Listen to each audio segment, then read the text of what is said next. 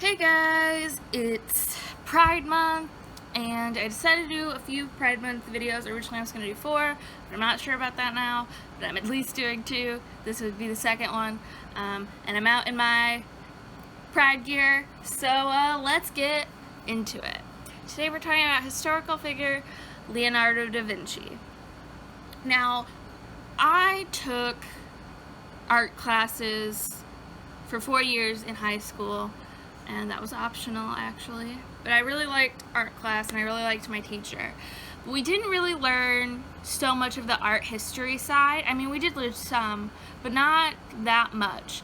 So it's not surprising that I didn't hear about Leonardo da Vinci possibly being queer growing up.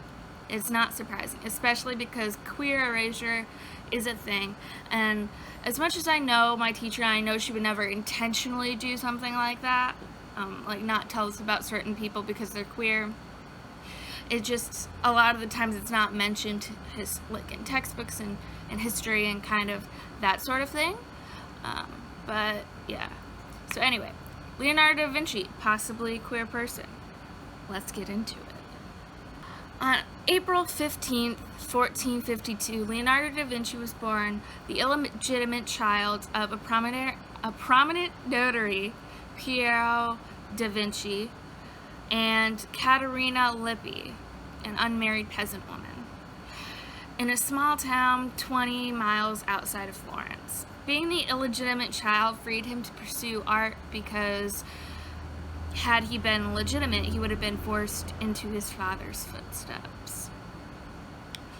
By the age of 5, Leonardo was living with his paternal grandfather. He briefly attended a local abacus school to learn commercial math, but other than that, he was largely self-taught. In 1476, a week before his 24th birthday, Leonardo, along with 3 other young men, were anonymously accused of sodomy with a 17-year-old male prostitute named, I'm definitely going to get this name wrong, I apologize in advance, Jacopo Salvatore. I am not Italian, I apologize. Luckily for Leonardo, one of the other men that had been accused had a connection with the powerful Medici family, and they were all let off under the condition that no further accusations were made. A week later, though, another anonymous accusation was made, and came against them in connection with Salvatore, but no witnesses came forward, and the case was dropped for good. Although sodomy was a punishable offense with prison time, exile, or even death, it seems that actually a number of other prominent Florentine artists during this time were queer. Examples are Michelangelo, Sandro Botticelli, Benvenuto Cellini, or Cellini, like I said, I'm not Italian, I don't know, and etc. So, Renaissance humanists engaged with rediscovered works by Plato, which celebrated l'amore masculino. Homosexuality became a fact of Florentine life. The word Florenzer became slang in Germany for gay. Although for much of his life Leonardo did try to repress his sexuality, it came through in his art, and was possibly why many were unfinished. Leonardo had several lovers throughout his life, allegedly. 2 years after the sodomy accusations, he drew in his notebook a doodle of an older man and a young boy facing each other. Oh God. The title's in Italian, oh God. Fioravante de Domenico of Florence is my most beloved friend, as though he were my ... He wrote beside the drawing of this older man and young man facing each other.